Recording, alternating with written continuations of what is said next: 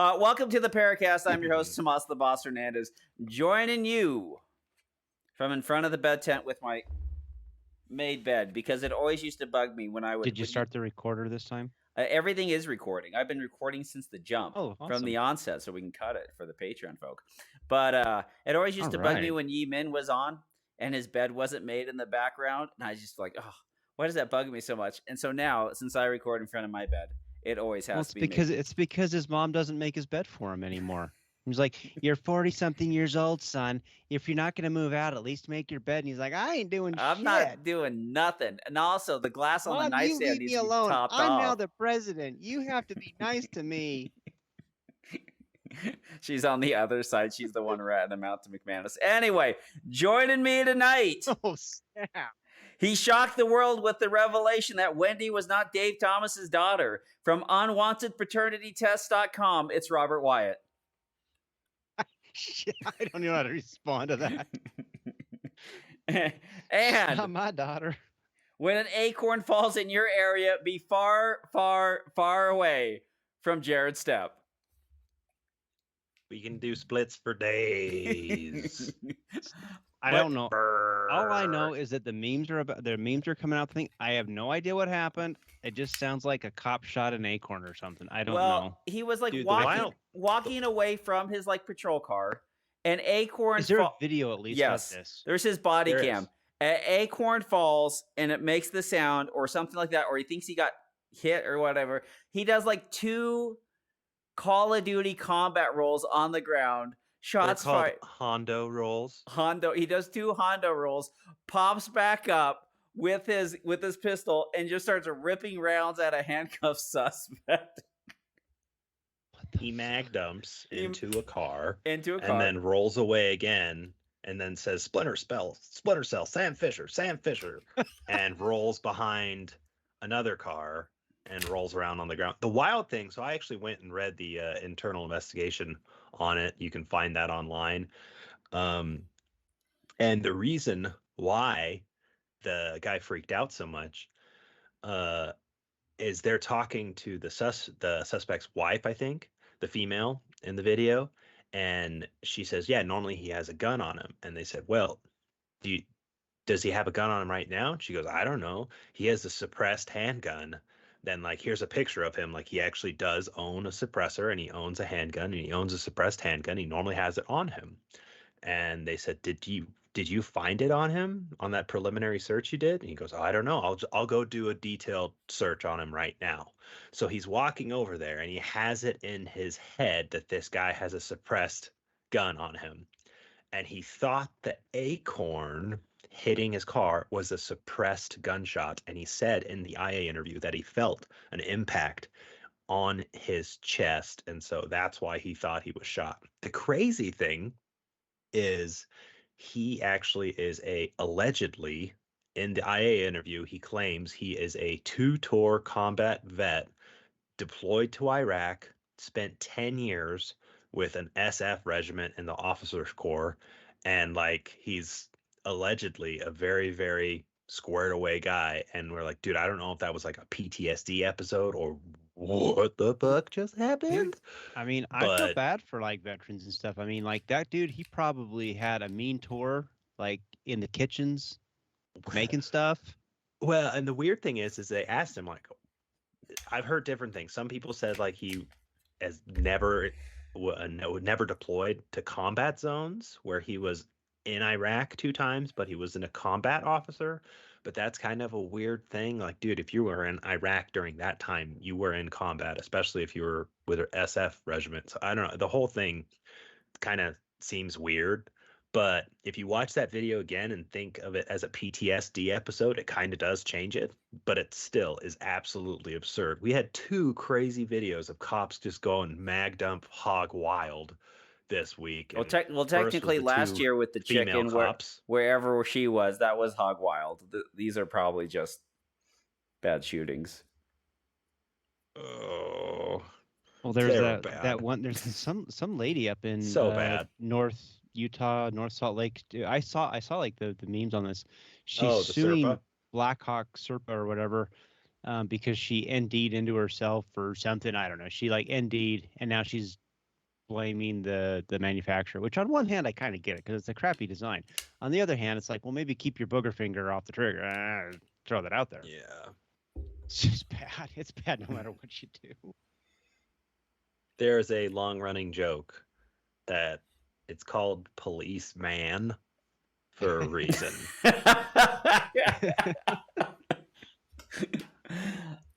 I am an equal opportunity racist, but I'm just saying maybe 100-pound female shouldn't be out on the streets going up against like 300-pound raging bad guys. Yeah. I mean, well, you gotta fill those jobs, Robert. What was it? Chicago PD came out with a thing recently where they were like, "Hey, listen, if you can't pass these PT tests, and the PT tests are like ridiculous, they're like, don't worry, we'll get you. Like, listen, if you have some misdemeanor warrants, don't worry about those. Come on in and see us." And so it's just, yeah, the policing problem. It's just the weirdest thing. Like you like my daughter's 18. It's like I want to tell her, like, yeah, Mercedes, you go, girl. You can do anything you want to do. Be all you can be, and all that sort of thing. And I'm like, maybe don't get into a really physical career. You can't it out like there, OnlyFans. Yeah, different kind of physical, but definitely don't do that. Definitely don't do that. Let's just kind of like draw the line right there. But then to be I've seen some of these ladies who are so ripped. I'm like, that woman would turn me into a pretzel 6 ways to Sunday. I'm not going to mess with her. There's different things that work for your skills and stuff like that. There are jobs where I'm just like, hell no, I could not do it. I would not be good on an oil rig. I am not built to sit there and do an oil rig, nor does it fit my temperament to do an oil rig. It doesn't even fit my temperament to do like overnight sleeper team driving for 4 days on road and flip over a mattress and share it with somebody for that time. That does not fit my temperament. That does not fit my physical abilities. There's tons of shit I don't do. So when people say like you can do anything, you could possibly tolerate stuff for a little bit, or have a career where you don't run into any shit that actually causes you serious harm, or you could just pick something you're actually suited for. We could all do that stuff. Yeah. And I'd like to be the White House press secretary. Oh, that would be an awesome job. I would have so much fun with that. Just give me 24 hours with that. So here's something. I was sitting there flipping around on the internet, and Lazy Wolf Guns. So these guys do like HK modifications or whatever, and it's pretty interesting. But he just put out a video today on the SIG P320, and with the comparison with the VP9 on out of battery firing.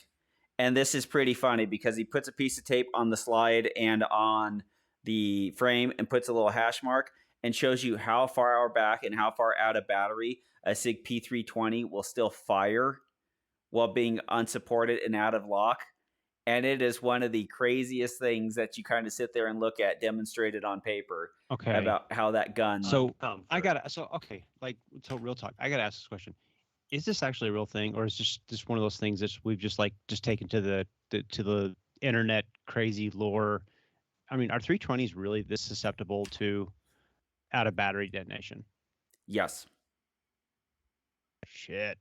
Really? Like it's literally a VP9. So here's a VP9 that I'm holding up. Yeah. You basically, the gun where the trigger will still break. So let's say like it's slightly out. There's full. There's slightly. It's not going to fire there. Not firing. Not firing. Not firing. Not firing. Right about there. It's still in battery. The barrel hasn't dipped, and it'll fire. And it's very like a fraction. A couple hundredths of an inch that'll actually fire. A couple pieces of paper. Like a couple pieces of paper. The P320. Wow. Will fire like that. Basically, a 1/16 of an inch. Out of battery, it will still fire with the barrel starting to pull its unlocking process and dipping down. The trigger will still activate and fire. And he demonstrates it in the video. Is this happening on stock guns or modified guns? Or stock guns. So he's using says the Shadow Man. Yeah. So I'm legitimately asking because I mean it's like it's like this huge like lore, and you've got on one hand. My Shadow will only kill you if you modify it. I freely admit that my shadow, the way it's built, will kill you. I freely admit that. That's not what I'm asking here, but because I mean, like you've seen all the stuff that's going on with, like Ben Steger has talked a lot about it, and then you've got Bruce Gray, who is saying there's nothing wrong, but on the same side, I mean, the guy is very interested in having. He does P320 work. He's an interested Yeah. And like all of us have shot a P320, and like a P320 with a good trigger and all the different grip modules you can get to fit your hands or whatever, they're pretty nice to shoot. They are good guns to shoot, and like they've made a lot of innovation. But this Lazy Wolf Guns video kind of explains it in a nutshell why these guns are detonating, because the striker will allow it to fall and detonate when the case is not supported. So this really makes a ton of sense on why that's happening, and he very simply demonstrates it on a stock gun. It's a stock P320, but it has a Wilson Combat frame on it. But the way the frames have nothing to do with when the striker is dropped with the fire control unit. And so it just shows you, he has the hash marks and the measurements of how far away out of battery that the P320 will still allow it to drop a striker. And it is, it's a 13-minute long video. You can literally look at it and see what happens compared to something like the VP9. And it is very eye-opening. The experience of it's very eye-opening. And then when you there's a lot of people who have gotten into the sport without and been messing around with the P320 without ever knowing what a SIG P250 was, and not ever realizing that the P320 is just something to use those parts. It was supposed to be a striker version of the P250, this ultimate low platform. And one of these days I should go. I gave my P250 to my brother-in-law, and I'm going to go. Maybe I'll get one of those one day and just play around with it for a little bit to kind of see how it interacts. But it makes a whole lot more sense as a system of where it comes in and out of battery, being fired from a hammer-fired pistol that the P250 was, and not the system that is set up to be as a P320. It's really weird. But yeah, check out that Lazy Wolf Gun video. I'll try to get the link out to you guys so you guys can check it out. I'll definitely post it on the PARAcast Telegram. But nuts. It's nuts. But anyways, did a little dry fire this week, and that's about it. Trying to work on, when I get a chance, trying to work on some of these short bursts of movement, like these 7 yard, 8 yard kind of movements. Every time I got 7 or 8 yards, I got to cover. I'm trying to sit there and try to get it up, because watching some of my videos from my last match, I was just like, man, explosive and Tom Nelson do not go together in the same sentence ever since I got rid of the lead load master. But only with diarrhea. Dude, I don't even start with me. Tom was the original out of battery detonation. Yeah, you know what? That's funny is the one out of battery det I've had is when I had my M17, my P320, I had a high primer and I stuck it in the magazine and I dropped the slide to pick it up, and it literally, the back of the slide detonated the primer and fired it. And then I looked in the gun. I just dropped it. Good. Yep. That's my only out of battery detonation, and it was on my Shadow 2. I've never had one. Yeah, that's actually. That's good. I mean, and honestly, you really shouldn't ever have one. I think when I did this was when the blowback guns were just kind of coming onto the market, and they weren't getting the full. What do you call it when the bullet seats all the way? Like case the full support, case support or whatever. Yep. Yeah, and they weren't getting that, and so you were getting. They were just expanding out, and when you'd resize them, they're developing those rings, and I think that's probably where that started. But no, it's good to not have that. It's funny because Glock still has that argument about it not being a fully supported chamber, and it's like they solved that 3 or 4 generations ago, I think. Yep, especially. Yeah, awesome. Robert, what'd you do?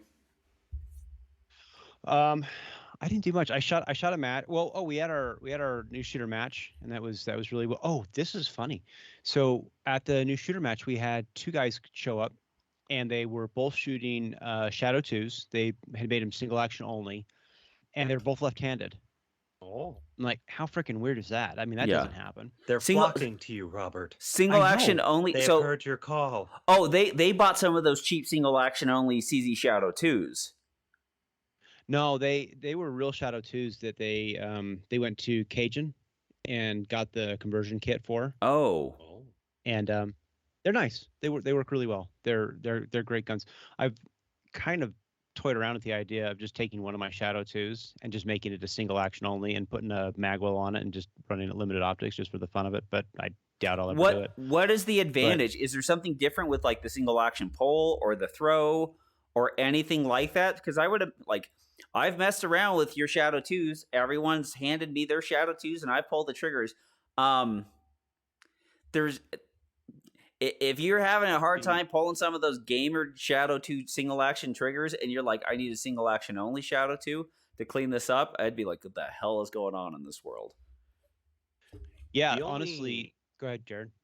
The only advantage I've ever seen, or it's been a preference thing, because a lot of the single action Shadows have a flat trigger, and I know a lot of guys kind of prefer that, but I kind of think that's in their head. I don't really think that's real. I agree. But isn't that pretty much it, Robert? Yeah, I mean, literally the only really, really big difference is you're not pulling a double action on the first. Yeah. Because everything else is identical. I mean, because it's all the same. You can use one of the big wider safeties. The guys I know who got it.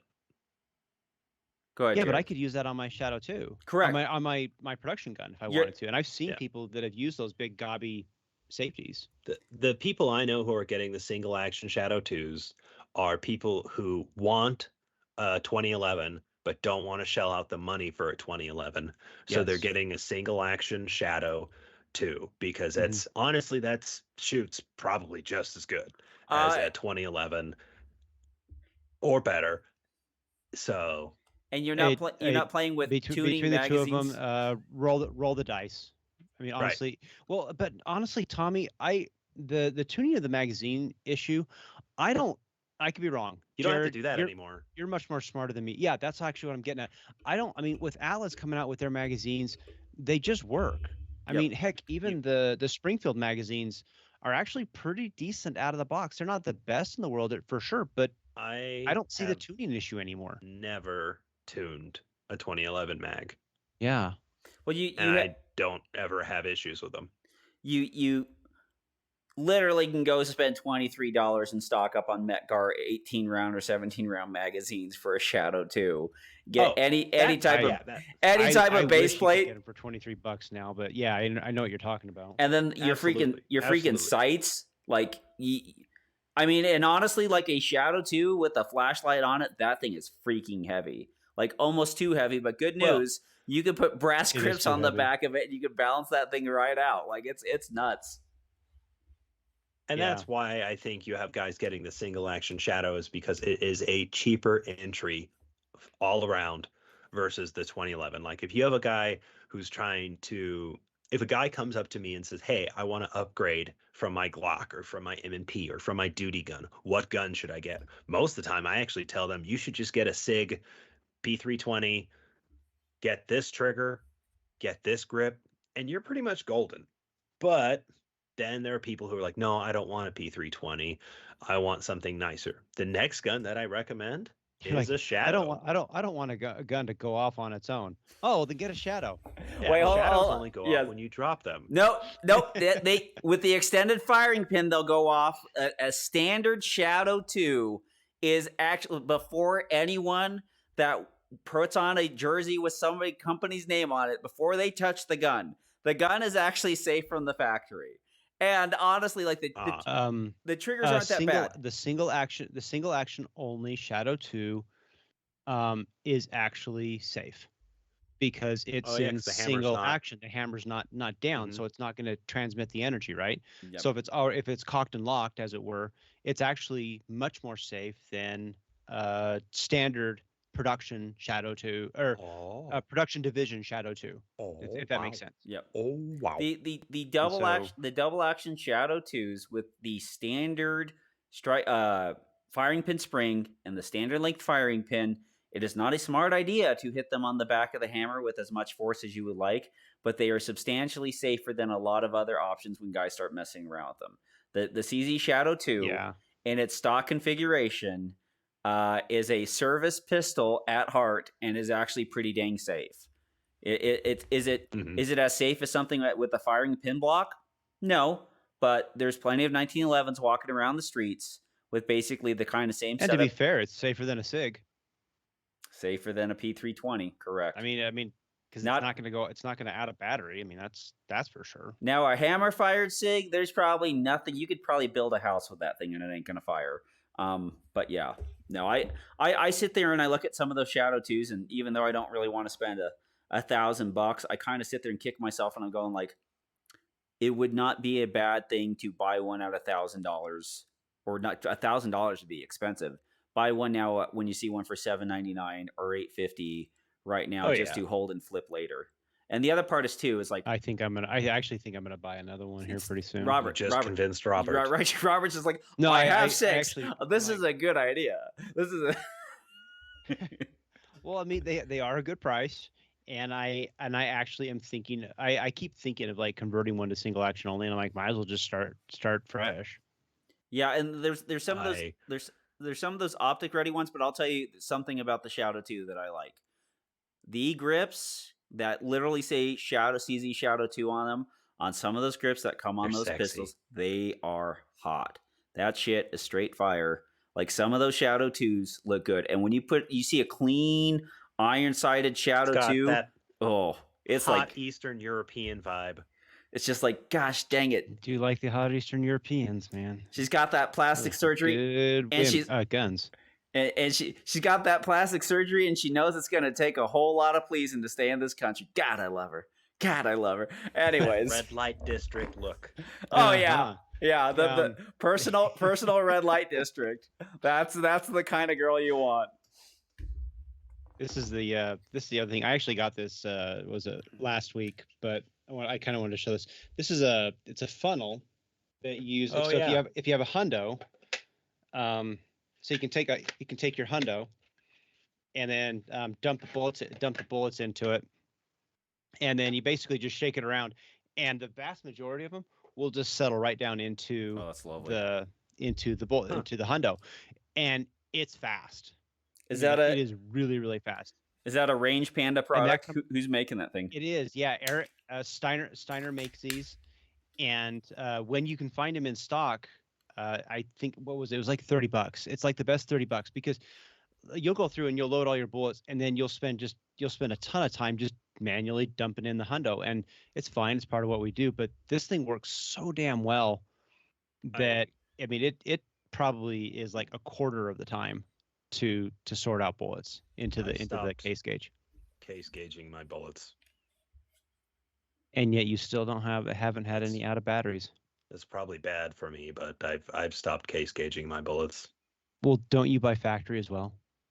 I was doing that for a little bit, but I haven't done an order. I've been trying to. I might be going down to St. George for berries, and if I do that, I will stop at HSL ammo and probably buy like 20,000 rounds. We'll see. The Tacoma's going to start riding home like this, you know. Oh no, the Tacoma's gone. I sold the Tacoma. Oh, that's right. Really? That's right. Fiscally responsible Jared Stepp. No more Tacoma. He's talking about, P320s. 3 2011s. Oh my goodness. He's back, kids. He's back. We thought we had missed him. He's back. I'm kidding. I bought 2. Oh, okay, that's fair. They were on sale. I'd be losing money if I didn't. I've heard that lie before. Girl math is actually practically giving them away. The worst part was I just recently spent the last of the Tacoma money on Steiner. I bought a beautiful Steiner 2-12. Lovely.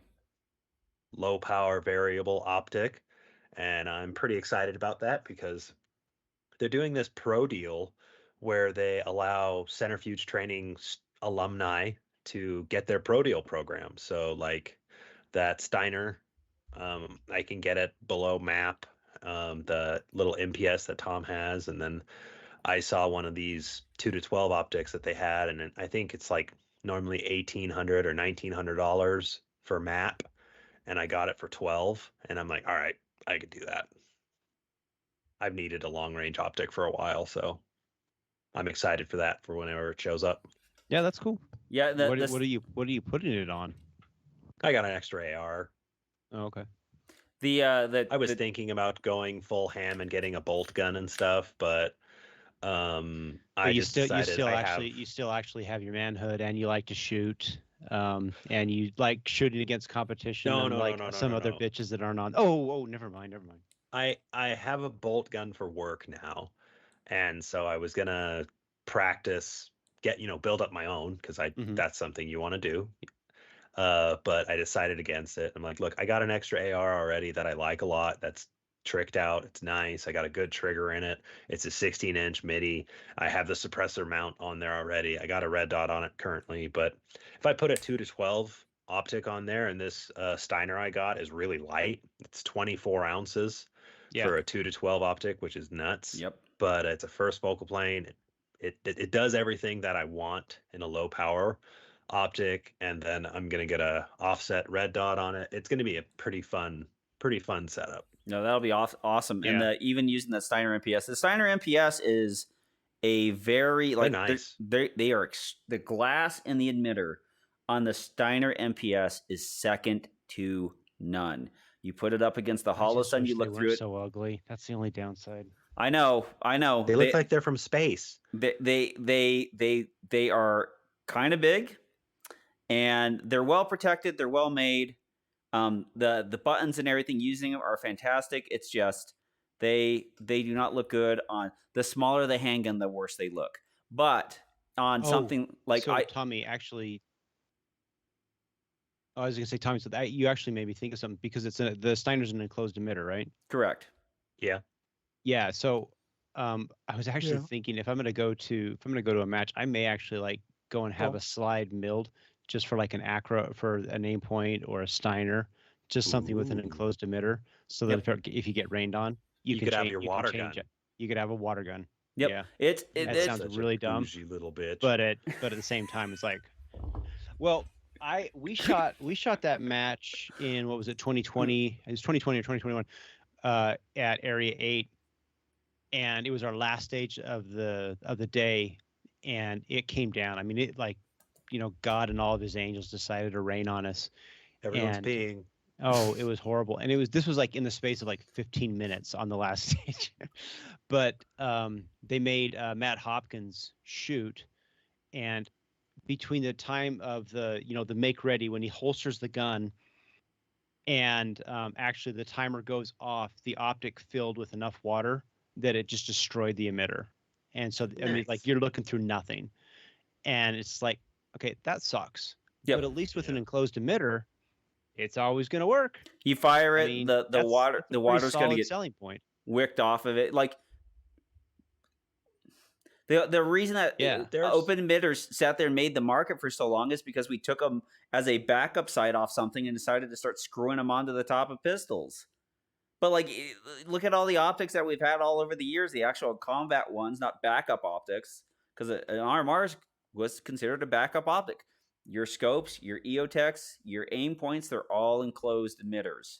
And me and Alex were out practicing one day, and I got a ton of rain.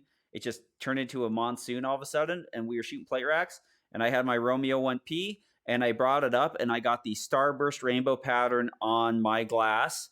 There was a dot that was brighter than all the other in the constellation, but that's what you get.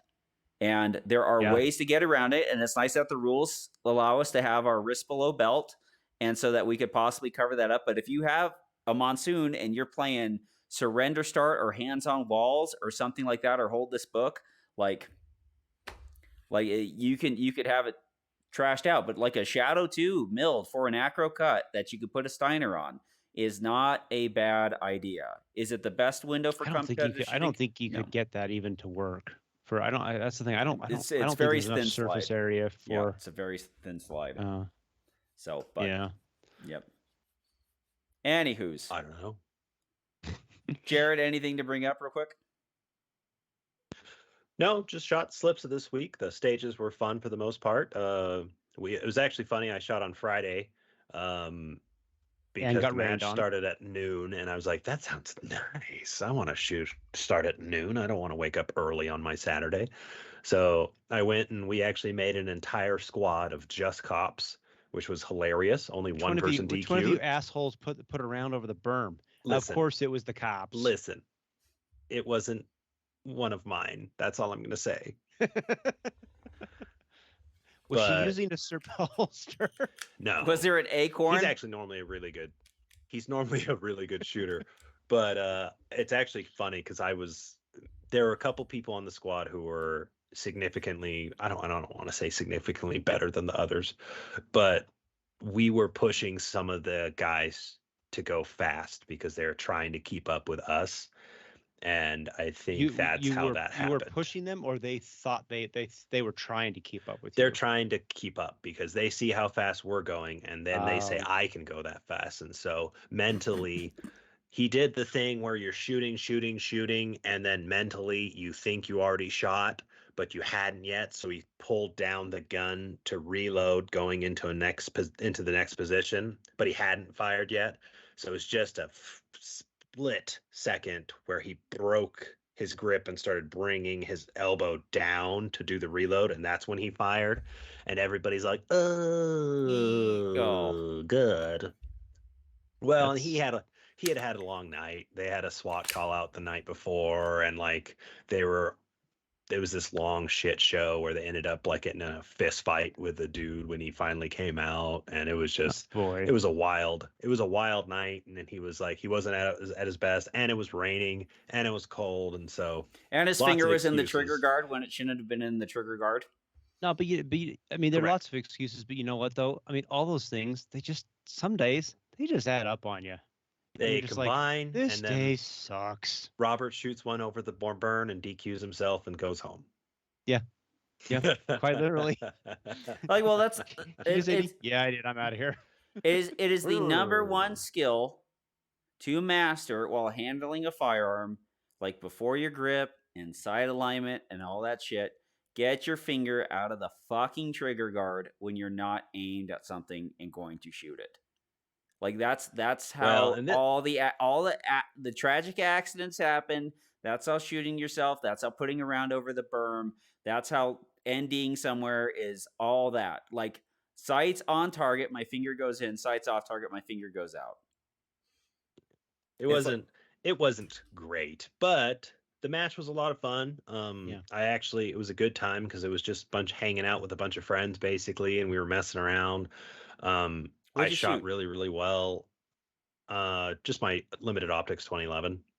Okay. But then it started raining, and the rain and the bags, I whiffed a no shoot on accident. And then on the on the classifier, I posted up a video of that yesterday, which was pretty beautiful. My first shot hit the no shoot. So I said, fuck it.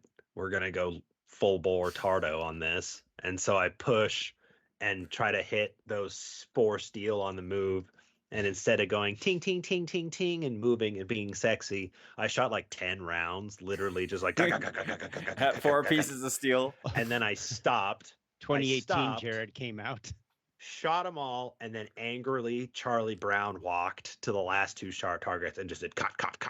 When you have that, next time you have that pretty move, great video. Turn and look at the camera and say, "My next class will be held at on this date." That's what you do. My next class. Yeah. This is how to not do. But it was still fun. I mean, I still managed to beat a lot of really good people, even with let's look, that classifier was a 52%. Yeah. For the match. So that was pretty good. If you're going to have a bad stage, the classifier is almost always the good stage to have a bad stage on. Yeah, not that many points. But I beat a lot of people, and I think if I had actually shot that classifier correctly, I would have gotten 3rd overall. Instead, I got 6th overall. But it was still fun, and it was a good match. It was the stages were good, the stages were fun. But it was a fun time. Awesome. Well, if you want to have a fun time, keep your finger out of the trigger guard. while you're moving around. And also put on a Dominate Defense belt. Check them out. Use promo code PARA10 to save 10% off of your Dominate Defense belt, the best and finest belt in the industries. I'm wearing the Teal 1 concealment belt right now. I got the speed belt over there, and I got one of their duty belts over there loaded up with VP9 gear for when I'm practicing and playing around. Check them out.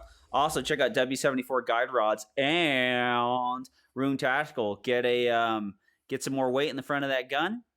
Get some weighted batteries if you like. Put those in a flashlight. So that Shadow 2, that thing's got to be hard as hell to get the nose of the plane up.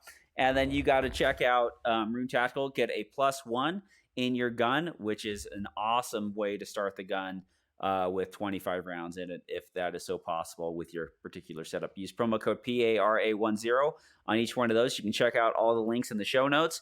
And Jared, pimp your stuff. And we have shirts grinders.com. Oh, wait. Oh, yeah. No, that's my OnlyFans. Oh, okay. Grinders consensual, Robert. Come on, get your gay jokes in order. All right. No, Waypoint Training. We have shirts for sale that are fun, and we have a match coming up in April that is also fun. But I'm not doing any classes right now just because I'm so damn busy with the match stuff. I'd like to do probably a couple before the match because I know people are asking and they want some tune-ups before the match. So I'm going to try to do that. And so if you want to follow me on Instagram or Facebook. And yeah, come shoot the match. It's going to be a good time. Oh, also, when is your podcast with Alex? Yeah. I was on Manny Talks earlier this week, and it looks like, I think he said it's going to come out on Monday. It's going to come out tomorrow. So if you're interested in listening to me and Alex Mansfield talk for about an hour or so about random stuff, go check it out. It'll be a fun podcast. Awesome. Telegram, you can ask us questions. We'll hop in and answer them. Robert. From our good friend Adam Reiser, what's the longest break you've ever taken from shooting? Where were you relative to your peak ability when you returned, and how long did it take you to get back to 100%? I've never been to 100% anyway, so I mean, never. I literally had like this 5.5 month break, which is probably the longest I've actually gone. I went shooting, but I did not shoot anything at speed. Mostly it was like maintenance stuff, making sure guns were zero, making sure the stuff kind of worked and kind of screwing around. And then when I went back, I would say after 5 months, I was probably lost about 7 or 8% of what my ability was, and mainly that was with splits and movement, my physical movement, and having the gun up and ready to shoot. The stage planning still went well for me, but it seemed like I really was fighting the gun to settle where I wanted to, and then when it was settled where it wanted to, it just took longer in between shots. Like my ability to put the dot right back where I wanted to, immediately fire a shot, or see when that dot streaked across the aiming area which I wanted to hit. It just seemed like I was trying to stop the gun or do something else like this. And I know I was target focused because I had the dot occluded and I wasn't losing anything, but like it just wasn't there. It was like, how would I say it? It was like operating the computer in safe mode. Like a lot of the functionality was there, but not everything was the same. So a whole lot of manual override. Manual, huh? Yeah, manual. First thing I do is turn Google Safe Search off. No, I want to see all of them results. I would think the first thing you do is go get the private window and then turn the Google. Oh, never mind. The VPN on first. That's a good point. That's a good point. Yeah. I haven't really taken a long break from shooting in the past. I mean, you've actually gotten a boost from teaching. Like you ever since you were teaching, you probably gotten 10% better than you were before you started teaching. Well, now I'm actually practicing and doing what I teach, and hey, this is because that's what the classes are. The classes are just basically, this is what I would do to get better. This is what I should do to get better, and this is what I need to get better at, and this is what I think everyone needs to do, because that's really it's all the same stuff. Everybody needs to work on transitions. Everybody needs to work at recoil management, at distance, at speed.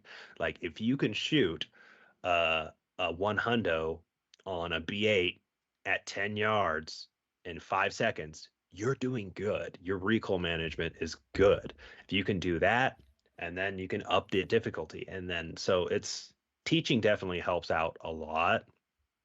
But I haven't ever taken a big break. I've taken small breaks from shooting USPSA, and what I've found with that is sometimes I over aim. I think I over aim and over confirm my shots. Yep. When I stop shooting USPSA, because I go into cop mode, and cop mode is over aiming. That is unless there's an acorn involved. To hear you say that, Jared, because I would never have said aiming is something that you do a lot of. Yeah. Well, that's why you're kicking everybody's ass. Well, that's the one thing. Yeah, like the over aiming. It's you're not able to work with less. And I think when you're at the top of your game, you are able to work with less on the visual side before you send shots. Mm-hmm. But when you're not used to that tempo, it always feels like over aiming. The one thing I will say too about teaching in classes, like the best time I was when I was shooting was probably 2017, 18, and 19. I was teaching private lessons, twice a month. And the one thing is, like, when you're teaching, it's like when you go to demo, the one thing that is always good on the demo is your grip and your vision is on freaking point almost the whole time. Because the worst thing you can do is have a bad grip, send everything everywhere, over push a draw, not have, like, you want to be able to shoot it and have like a representation of like your skill, and that is the dispersal, the group size of what you're shooting at.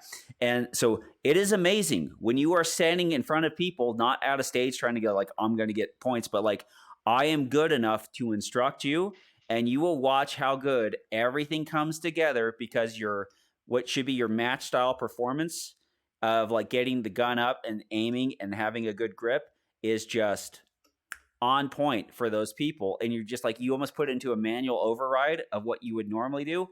And it's amazing how much better you can get like that. And then eventually you start carrying that over, because the weight of one exercise weighs more to us when you're teaching than a drill does or a stage does. Because look at your practice score, see how many matches you've shot. Like I've shot like 170 matches in my shooting career. And like, if you go 6 stages on each one of those stages mean less and less every match I shoot. Mm-hmm. So, but you demo in front of people, that matters immediately to the people that are there. Right. And it matters to them more than it matters to you. But therefore, since it matters to them, you have the onus of doing it right. From Alex, how much ammunition do you shoot through a defensive gun before you say, okay, that's reliable? 2 matches. 2 matches of my own stuff that I've made. I'm bad. Jared's just like, and I'll take a box of Hydro Shocks, loads it up, sticks it in the pants. We're off. I'm not even gonna lie. I've 100% done that. But no, most of the time I'll wear it in and just kind of get used to how it shoots, and maybe 100, 200 rounds of FMJs, and then I'll typically shoot a mag of gold dots as quickly as I can, just to see if there's any issues, and then if no issues, I load it up and go. I really don't think that's as big as a problem as it used to be. Back in the day, there's a big argument where you got to check it. Does it work with the hollow points? Does it work with this? Yeah. But that's because all the guns they made in the 90s were fucking shit. Well, you have to remember that Alex is also shooting revolvers. So, I mean, he's still back in the 90s. It's just the 1890s. Well, and then it also depends on what you're loading, and if it's your loads or if it's factory loads, and it's all questions on Those are all questions you want to ask. Well, if they're your own reloads and you're loading wad cutters, how much do you want to test with that? How much do you want to test with this? How much? There's a lot of questions. There's a lot of variables. Well, and it's manufacturer honestly, I mean, like dependent. these guns today, I was gonna say these guns today, they're designed out of the box to be able to shoot defensive loads, and that's why so many of the springs are just so heavily sprung compared to competition. So yeah, I'm kind of with you, Jared. I'll load it. I'll shoot maybe 100 rounds just to see how the gun, and then I'll throw some gold dots, whatever. I think I run Spirit gold dots because that's what I have. I'll run a mag or two through them, and I'm good. I'll run them. Right. I know. I'll put the gold dots because I want to know where they're hitting generally, but they're not going to be that far off no matter what I do. They work. The guns today just work. Modern guns just work. I'll be right back. Yeah. I would say my experience with guns working is probably a little bit different. In the past 5 years, I've had 2 guns that did not kind of work out of the box. One was a SIG M17, would not eject for the life of it, had a bad ejector spring. That thing, that's the United States military service pistol, and it gave me absolute fits. And I found those fits within the first 100 rounds. Tommy, was this? But was like serious question? Was this during the Loadmaster days or no? This was well into the Dillon days. This is like 2 or 3 years into the Dillon days, and it was giving me a pain in the ass, a hard time, and because my X carry, my P320 X carry, that worked perfectly fine. And to fix my M17, I literally just took the extractor and spring out of my X carry and put it in my M17. Problem solved. The other gun that I had problems with was a Shadow Systems. My Shadow Systems Glock 19, my MR920, and that was, it shot pretty good groups. And then when I put 115 grains in it, it shot 8-inch groups. And so there is a lot of things that can go wrong with guns that are straight out of the box and you sit there and go through and put on. Are there some guns that are better than others? Absolutely. Would I grab a CZ P07 and stick it in my waistband? You would probably be highly successful at that, or a hammer-fired SIG. You'd be in a good place like that, or a Glock. You pretty much know what you're going to get. But there are a lot of guns out there from smaller manufacturers and some larger manufacturers that have guns that have issues that I frankly would not go out there and mess around with straight out of the box. Right. All right. Let's see. From Alex Mansfield, if Robert couldn't shoot another Shadow 2 for the rest of his life, what would he shoot in competition? Well, it would be a Shadow 1. Wow.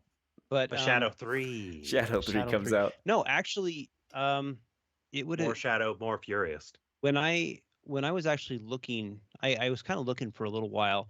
It would be the Tanfolio. It would be the stock 2. I was going to get a stock 2 until Shadow 2 came out, until the Shadow 2 came out, and then I just stayed with the Shadow 2 line since 2017. But I happen to like the Tanfolio. I think it's a good gun. Other than it's an okay gun. The Tanfolio is basically, it's a step up from the CZ75 SP01 Shadows, and then the Shadow 2 was a step up from the stock 2s. And so they kind of all just built on each other. The only thing I didn't like about the stock 2 was just that it just feels like when everything runs, it just feels tinny and cheap. But it's such a fantastic gun. Yeah, they built a really, really good gun. It's a modernized design of a gun. The only thing that would keep me away from a Tanfo is one, is it $600 or $700 more? Is it worth $600 or $700 more than the Shadow 2? Very debatable. The one thing about the Tanfo 2 is magazines, it's holsters.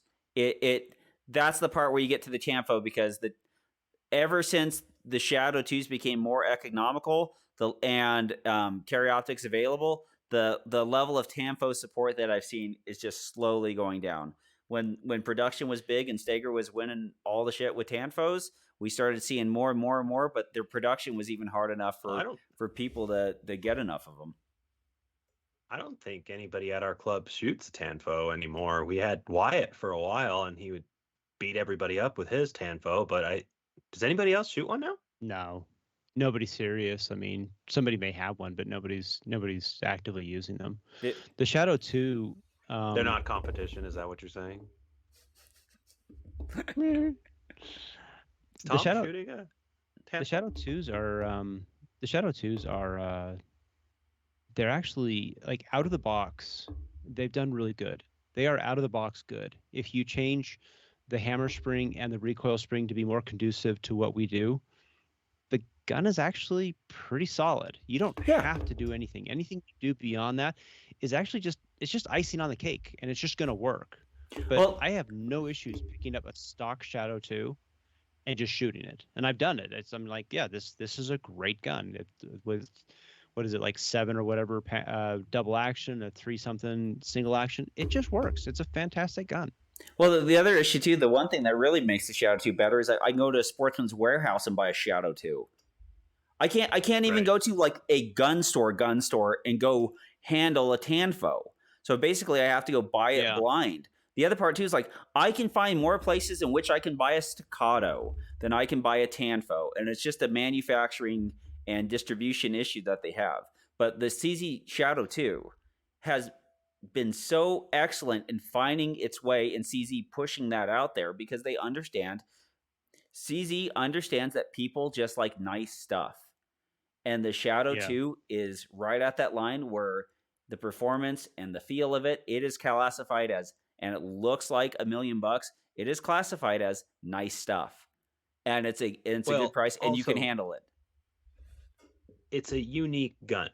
And I think that's one thing that a lot of guys look for their toy guns or their match guns or their competition guns. They look for something that's different. They look for something that's fun. They don't want to shoot a Glock. Nobody wants to shoot an M&P in a match because it's like, oh, yeah, it's a basic ass bitch gun.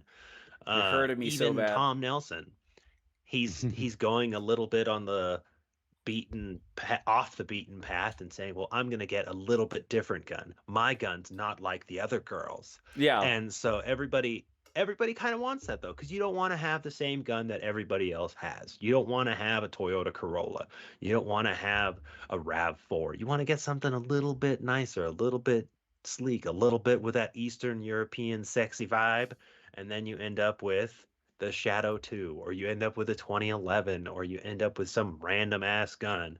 And I think there's a lot to be said for that, where people don't want to shoot guns just because they're reliable and they're good. People want to shoot guns because they're sexy and they're fun. Yep. That's actually pretty true. And everything that we see at matches kind of like just proves that point. I mean, people show up with their really pretty holsters and race gear and all that sort of stuff. They got matchy base pads with their holsters, with their shirt. I mean, you have guys who are matching everything, and it's our version of dress up. It's our version of playing Barbie. And honestly, there's not a damn thing wrong with that. People do what makes them happy. Oh yeah. And if it gets them out to the matches, then damn, all the more power to you. Yeah, it's great and it's fun, and no one can touch and lay hands on a damn Tanfo, so that's why we don't see them. Right. What am I supposed to do? I could wait 3 weeks for this and find it off some internet, or I could literally go down the street and say, "Hey, will you price match this shop online?" And they go like, "Yeah, we'll do that." Like. You gotta put the shit in the stores. From Andy Erickson, board meeting next week, February 27th, will have a presentation on the Delaware legality of bylaw 7.7. Do you think it will come back as illegal and thus Scott is back in? No. I don't think Scott's coming back. I don't think that's going to be happening. And I'm so happy that there's very little drama this week that we have to talk about. I don't know any of the words you just said. Here's why I don't. No, it's okay. I don't want to know them. Oh well, then screw you. Turn your ears off. The long and short of it is, I don't think the argument that's being made applies to nonprofits, which USPSA is. That's the difference. A lot of smarter legal minds than me, but at the end of the day, I think their Delaware lawyer is going to come back and say that the shareholders have to vote to remove a board member only applies to for-profit companies, and because of that, there's no legal pathway in. And so There it is. From Keith Stevenson, I believe you shot Area 6 last year as a staff reset. Can you talk about the experience? I know you've discussed it before, but we are planning staff reset for the Kansas Free State this year, and I'd just like more people to hear about the experience. I shot, it was Ben's match, and I always forget what it's called, but Ben Berry's match. And I shot the Georgia match that Rob Chavis does. And both of those were staff reset. It's a fantastic experience. It's really, really fun to do. I think if you have the population center that can support it, it's awesome. It's a little bit weird because you're used to doing something. And they're just like, no, just sit down, have a Coke. You're like, wait a second, but relax. I can't be in my rhythm. I wouldn't. Yeah. I don't like not resetting. Like, it's one thing if it's like on a 12-stage day and you don't have to reset one stage. That might be a little nice. But not resetting the entire match, it feels weird. It feels wrong. Stiffen up. I don't like it. Stiffen up. Like, when you sit there and you have that weight and you stand up, you get cold. Because you're just hanging around. Like, moving around keeps you loose. You don't... Jared, you speak kind of a really interesting point that when... If you really look at like at what we do, like we show up at 8 in the morning and we leave at 3 in the afternoon. So that's what, about 7, 8 hours of your time spent at a match. And of that time, you're realistically only spending 3-4 minutes actually shooting, and the rest of it you're resetting, talking, doing everything else. Right. I mean, and the better you are, the less time you actually spend actually shooting. And but if you're actually going through and resetting and doing all these other things, the day goes by quicker.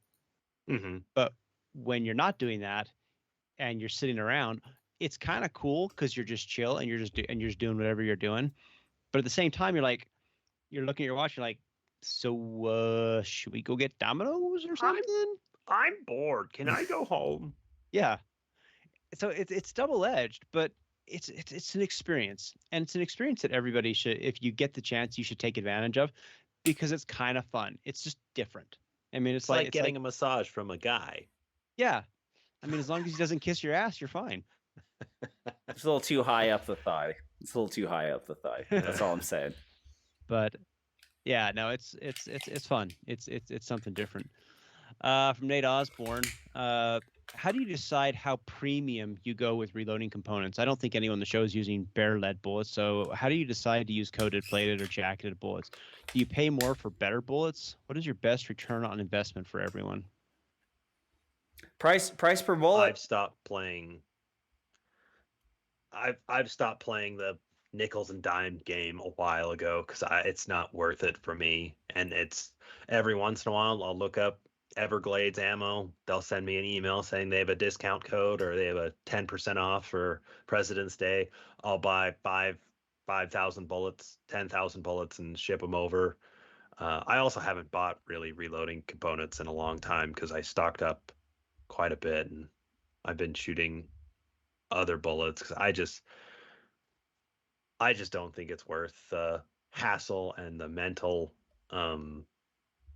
games to try to be like, okay, this bullet is 5.6 cents a round. This bullet's 6 cents a round. Which one's gonna be? Just get whatever one you want. Get whatever one you want. It's not gonna be that big of a difference, I think, at the end. The way Steve will kill me. The way I look at it is like one thing is like powder. It's like, okay, I have 12 pounds of tight group powder. That means a coated bullet is probably not going to work best for the stuff that I already have invested in. So whether it's a plated bullet or a full metal jacket bullet, which one is the cheapest one that I can sit there and I can get that will work with this powder?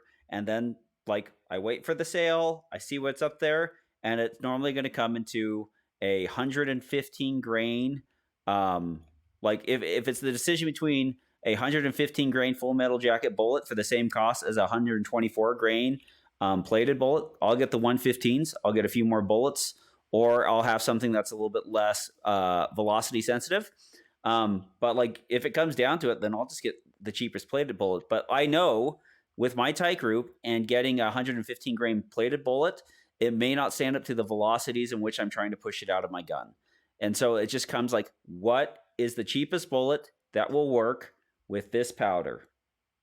And that's how I go through it. And so if I want to get if I have a bunch of sport pistol and I can get a 115 grain coated bullet and somehow it's magically going to work and do everything, then fine, do that. But you got to look at what the components are that you have, and then what's the most economical and most reliable piece of equipment or purchase that you could make to make that worth it for the whole time. Because there's plenty of people who will just get bullets and they'll try to put everything together and make it run.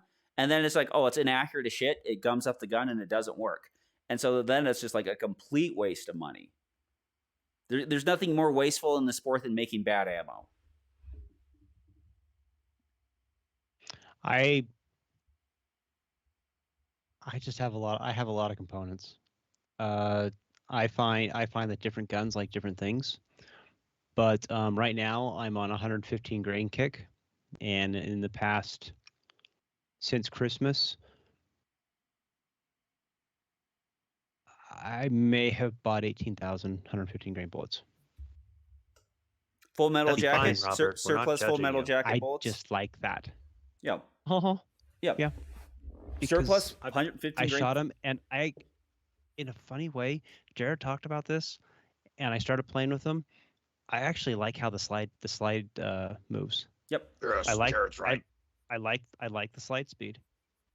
Well, and it was weird because I had to shoot a bunch of 115s to really appreciate. I'm like, oh, that snappy slide is pretty sick. I mean, it has a perceived more violent reaction, but the gun and the dot tracks way faster. It gets back on target way faster, and it doesn't feel like you're just waiting. And I don't have Jared's split speed. I never will. But man, I mean, when that dot gets back there faster, it just feels like you can just pull the trigger faster. Yeah, 115 bullets for the win. Yeah, I started using 115s maybe 5 years ago, just so I could get an extra 500 bullets per the purchase when I was using coated bullets. Yeah, I don't care about the price. The price really doesn't matter to me. In this game, I'm going to do what you do. I'm going to wait, and I'm going to buy them in a big bulk. So I don't care. I'm not price sensitive between 124 and 150. I just want something that's going to make the gun run the way I want. Make it run. And if it does that, then awesome. And honestly, let the availability. Go ahead, Jared. No, like what Tom was about to talk about, availability. Buy as many bullets as you can before the election, gentlemen.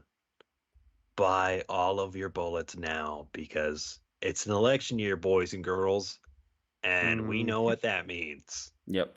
We're getting screwed. This is no matter who wins, we're getting screwed. Well, here's kind of one of the things that it's a little weird, and I've kind of thought about this the past few weeks, is normally gun manufacturers would be ramping the shit out of production for an election year in case something happens, especially with the second term of a president, like they could try to push stuff through. But they made so many guns during COVID, and guns are so cheap right now. I think they are literally sitting there going please, we will make a regular non-election year amount of guns, and please buy up all the surplus inventory. Because this will probably be next year. We'll probably not have the surplus inventory because it'll probably be bought up by new gun owners this year. So once again, everyone who's interested in a CZ product, now is your time. The getting's not going to get any gooder. So get your overmade CZ products now. God. You can get, and I know it's hearsay to even suggest, but you can get the Springfield XDs for stupid cheap right now. Shut your whore mouth. I know. Piece too, and you can get chlamydia for cheap too, but we don't do that, Robert. There you go. That's exactly how you have to think about it. That's the hard thing is those Springfields, they were very accurate guns. They just had that one really big critical problem with it, but they were very accurate guns. Although maybe that doesn't matter now, right? Because all these guns on the market, like the Walthers and all these new guns, they're all extremely accurate. I mean, even Glocks have become much more accurate over the years. So these things that when we started out that were like these claims to fame kind of aren't. Yep. I would say my experience shooting HK, SIG P220s, like guns that are really freaking super accurate, and shooting Gen 5 Glocks, the PDP stands head and shoulders above them. Like, it is a different level of accuracy. So that's I actually that's what you say about every new wife you get. That is true. But he does have you're the only one. Tommy. You're the only one. No, the PDP is hyper accurate. From Dirk Hopkins. Unlimited money. What would you purchase at Costco?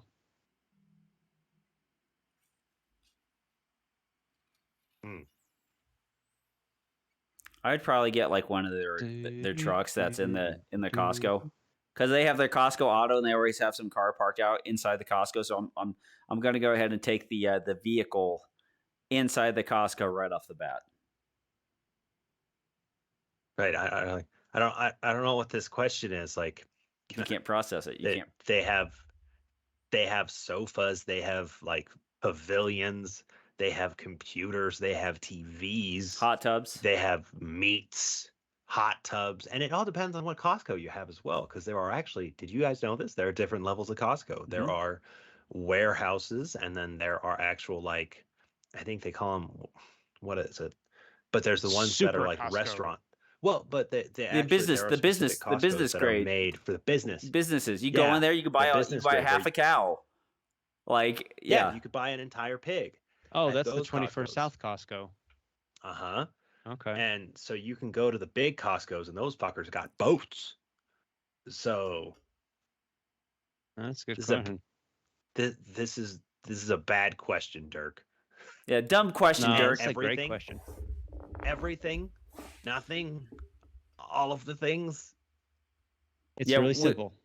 If you unlimited money, what would you purchase? The hottest cashier available. I would buy the Costco. I would just buy the Costco. But to end the show, Kevin Eisert had probably the best response, which was, I would buy all the hot dogs and have them delivered to Leighton's house. Oh, but he kills dogs. Oh, that's the joke. Oh, now I get it. Oh, now I get it. Oh, well, thank you for listening, downloading, and subscribing. Thanks for all you do for us, and we'll keep doing this for you. We appreciate you guys so much. Thanks for asking the questions. We'll try to throw in that Lazy with Guns video thing into the Telegram chat. Head on over. Get a Telegram app. It's fantastic. You don't get anything that you don't subscribe to, so don't worry. You're not going to have to deal with anything else. Just search for PARAcast. You'll see it up there, the Come and Take It flag. Click on that bad boy, and then join the fun with your number one, the Number Fun podcast. So for Robert Wyatt and Jared Stepp, I'm Tom Nelson, bidding you peace, love, and solace. We depart into the open waters of the Sea of Life on a little tugboat we like to call the PARAcast. Good night, everybody. Do.